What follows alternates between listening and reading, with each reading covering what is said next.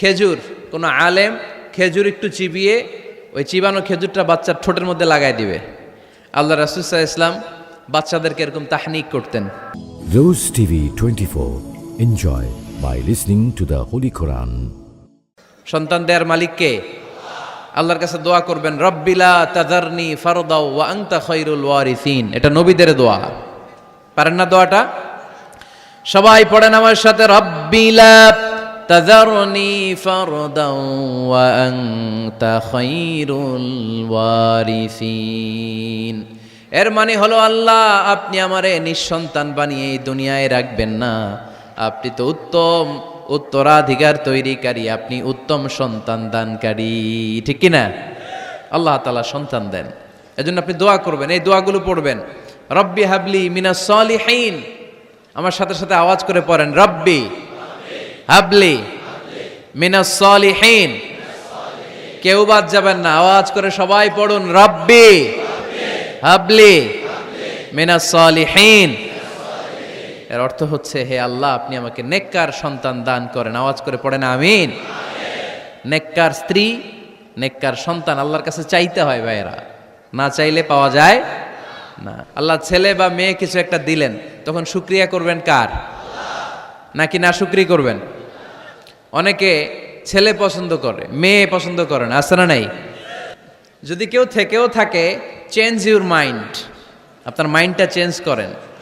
ছেলে হোক মেয়ে হোক, শুকরিয়া করবেন কার?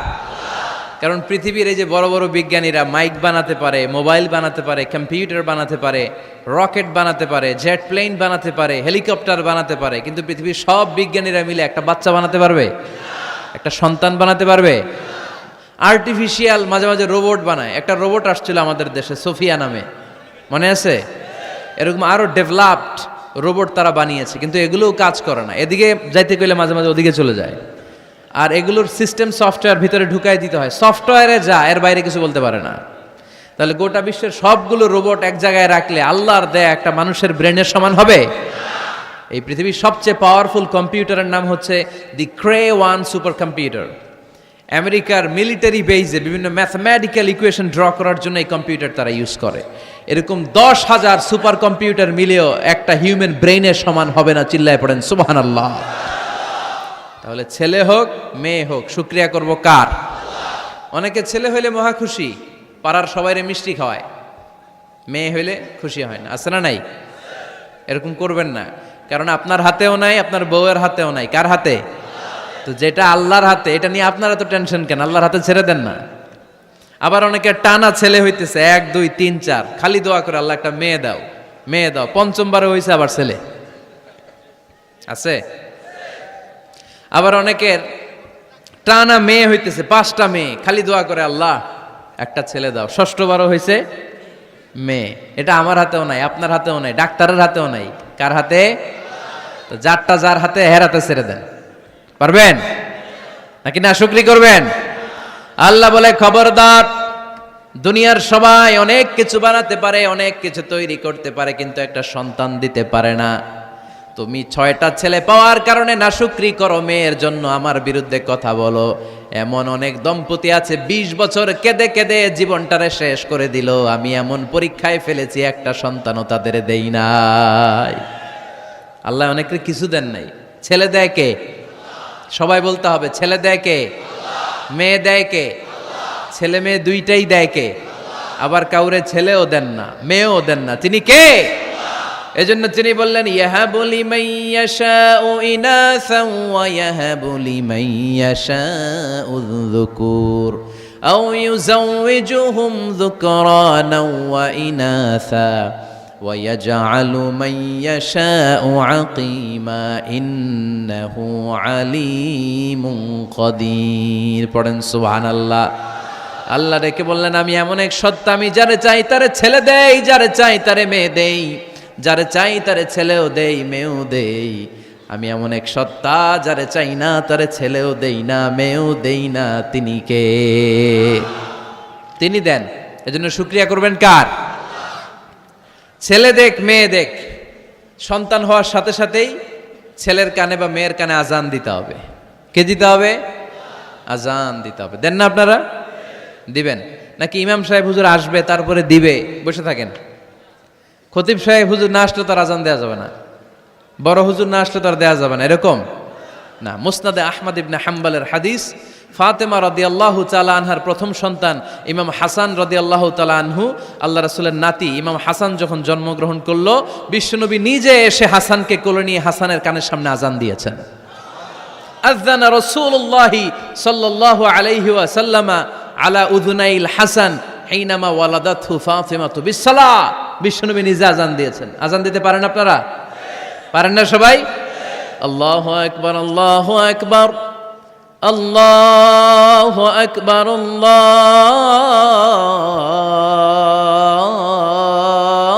আল্লাহু আকবার। পারেন না আজান দিতে? নিজের ছেলের কানের সামনে নিজে আজান দিবেন। যদি নানা হয়ে থাকেন, নানা নাতির কানের সামনে যে নানাই আজান দিবেন, চাচা যে ভাতিজার কানে আজান দিবেন। আজানের জন্য বসে থাকা লাগবে? আমরা প্রত্যেকে আজান পারি কি পারি না? তো কেন আজান দিব বাচ্চার কানে? দুইটা সিগনিফিকেন্স। নাম্বার ওয়ান, যদিও বাচ্চার আমল নামা শুরু হয় নাই, জাস্ট নিউ বর্ন বেবি, এইমাত্র জন্মগ্রহণ করলো, কিন্তু পৃথিবীতে আসার সাথে সাথেই আল্লাহ বলে ওর কানের সামনে আমার তাকবীর দিয়ে ইসলামটা ওর কানের ভিতরে ঢুকায় দাও, ঢুকায় দাও। শুরু থেকেই তাকবীর দিয়ে ইসলামের পরিচয় ওর কানের সামনে দিয়ে দাও। This is the significance number one. Significance number two, এই পৃথিবীতে যখন কেউ আসে, শয়তান যে তার শত্রু, এসে ইয়াতানু ফি জামবাই ইবনে আদম, বনি আদমের দুই পা জোরে দুইটা গুতা মারে, আর বাচ্চা ওয়া ওয়া করে কেঁদে ওঠে। বনি আদম পৃথিবীতে আসার সাথে সাথে শয়তান গুতা মারে আর জানান দেয়, তোদের কারণে আমি জাহান্নামী, তোরে সারা জীবন এমন ওয়াসওয়াসা আমি দিতে থাকবো, তোদেরকে জাহান্নামী বানানোর আগ পর্যন্ত আমি ক্ষান্ত হব না। আমি যে দুনিয়াতে ওয়াসওয়াসার জন্য এসেছি, আমার উপস্থিতি, আমার অস্তিত্ব আমি জানান দিলাম। গুতা মারে। তো শয়তানে করবে শয়তানের কাজ, আমরা করব আমাদের কাজ, ঠিক কি না? শয়তান মারবে গুতো, আর আমরা কি দিব? চিল্লায় বলতে হবে কি দিব? মনে থাকবে, ভুলে যাবেন না তো আবার। তাহনিক করা সুন্নাহ। তাহনিক হচ্ছে খেজুর, কোনো আলেম খেজুর একটু চিবিয়ে ওই চিবানো খেজুরটা বাচ্চার ঠোঁটের মধ্যে লাগাই দিবে। আল্লাহ রাসূল সাল্লাল্লাহু আলাইহি ওয়াসাল্লাম বাচ্চাদেরকে এরকম তাহনিক করতেন। যদি খেজুর পাওয়া না যায়, মধু, একটু মধু নিয়ে মুখের মধ্যে লাগাই দিবেন। আধুনিক মেডিকেল সায়েন্স এটাকে খুবই স্বাস্থ্যসম্মত বলেছে, হেলদি। কারণ বাচ্চা যখন দুনিয়াতে আসে, তার নিউট্রিশন চ্যানেলটা মানুষ কেটে দেয়। তার নিউট্রিশন চ্যানেল হচ্ছে তার নাভির সাথে তার মায়ের জরায়ুর একটা কানেকশন। তার মায়ের জরায়ু থেকে সে এনার্জি পেত, নিউট্রিশন পেত। মানুষ যখন এটা কেটে দেয়, তখন তার নিউট্রিশন সাপ্লাই বন্ধ হয়ে যায়, কিন্তু তার এনার্জি খরচ করার প্রবণতা বেড়ে যায়। সে এসে ওয়া ওয়া চিৎকার করে, চিৎকার মারতে তার এনার্জি লাগে। সে হাত পা ছোটাছুটি করে, তার এনার্জি লাগে, কিন্তু এনার্জি নাই, এনার্জির লাইন আমরা কেটে দিছি। তাই ইনস্ট্যান্ট এনার্জি সাপ্লাইয়ের জন্য বিশ্বনবী বলেছেন, তাহনিক করে মুখে মিষ্টি ঢুকায় দাও। সুবহানাল্লাহ পড়বেন না? এখন চিকিৎসা বিজ্ঞানও বলছে, নিউবর্ন বেবি, নবজাতক বাচ্চার মুখে যদি মধু দেয়া হয় বা খেজুর লাগিয়ে দেয়া হয়, ব্রেইন হ্যামারিং থেকে সে বেঁচে যায়। তার ব্লাড সুগার লো হয়ে যায়, কিন্তু মিষ্টিটা দেওয়ার সাথে সাথেই এনার্জি সাপ্লাই হয়। সুবহানাল্লাহ পড়েন। আল্লাহর হাবিব সাল্লাল্লাহু আলাইহি ওয়াসাল্লামের কাছে কোনো বাচ্চা নিয়ে আসলেই বিষ্ণু সাল্লাল্লাহু আলাইহি ওয়াসাল্লাম বলতেন, এই খেজুর নিয়ে আস। কে নিয়ে আসো? খেজুর আনলে একটু চিবিয়ে বাচ্চার মুখে খেজুরের রস ঢুকায় দিতেন। আল্লাহ রাসূল সাল্লাল্লাহু আলাইহি ওয়াসাল্লাম আগে আগে মদিনায় চলে আসলেন। আয়েশা রাদিয়াল্লাহু তাআলা আনহুর বড় বোন, আম্মা জান আয়েশার 13 বছরের বড়, আসমা বিনতে আবি বকর, উনি গর্ভ ধারণকারী অবস্থায় মক্কা থেকে মদিনায় হিজরত করে আসলেন। উনি বললেন, আনা মুতিম, আমার পুরো গর্ভধারণ পূর্ণ হয়ে গেল, আমি কোবা এলাকাতে আসার সাথে সাথে আমার সন্তান জন্ম নিল, আব্দুল্লাহ ইবনে জুবাইর। আমি সন্তান পেয়ে মহা খুশি, কারণ মুহাজির সাহাবারা মদিনায় আসার পরে কারো ঘরে সন্তান হয় না। ইহুদিরা বলতে আরম্ভ করলো, আমাদের বদদোয়া লাগছে, এজন্য তোদের ঘরে সন্তান আর হবে না। তো এই জন্য আসমা রাদিয়াল্লাহু তাআলা আনহার সন্তান যখন মদিনাতে প্রথম হলো, মদিনাতে আনন্দের হিল্লোল বইয়ে গেল। উনি ওনার সন্তানকে নিয়ে বিশ্বনবীর কোলে দিলেন। বিশ্বনবী বললেন, এই খেজুর নিয়ে আসো তো। খেজুর নিয়ে আসা হলো। বিশ্বনবী খেজুর চিবিয়ে বিশ্বনবী লালা সহ খেজুরের রস আব্দুল্লাহ ইবনে জুবাইরের মুখে ঢুকায় দিলেন। আসমা আজীবন গর্ব করে বলতেন, ফাকানা আউয়ালু মা দাখালা জাওফাহু রিকু রাসূলিল্লাহ, আমার কলিজার টুকরা জুবাইরের পাকস্থলীতে সর্বপ্রথম ঢুকেছে খেজুর মিশ্রিত আমার নবীজির থুতু। আল্লাহু আকবার। এজন্য নবজাতক বাচ্চাদেরকে আলেমদের কাছে নিয়ে গেলে দেখবেন আলেমরা খেজুর নিয়ে বাচ্চার মুখের মধ্যে লাগায় দেয়। বাচ্চাটাকে সুস্থ রাখে কে? তাহলে আমার বাচ্চা দুনিয়াতে আসলে আমি আজান দিলাম, তাহনিক করলাম, এরপরে বাচ্চার যখন বয়স 7 দিন, কয় দিন, তখন আকিকা দিতে হবে। কে দিতে হবে? আকিকা দেন আপনারা নাকি কুরবানির জন্য রেখে দেন? হ্যাঁ, অনেকে রেখে দেখে কুরবানির সাথে মিলাইয়া দিব।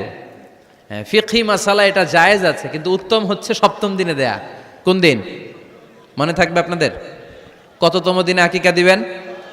সবাই বলতে হবে কততম?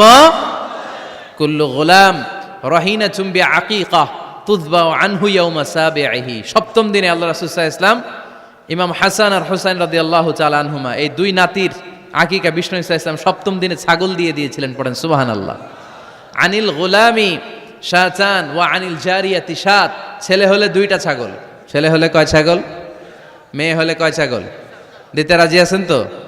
দিয়ে দিবেন। আকিকা দেওয়ার পরে সুন্দর নাম রাখবেন। যেদিন আকিকা ওই দিন নাম। ইউদাউনা ইয়াউমাল কিয়ামাতি বিআসমাইকুম ওয়া আসমাই আবাইকুম। কিয়ামতের দিন আল্লাহ তাআলা তোমাদের নাম ধরে, তোমাদের বাবার নাম ধরে ডাকবে।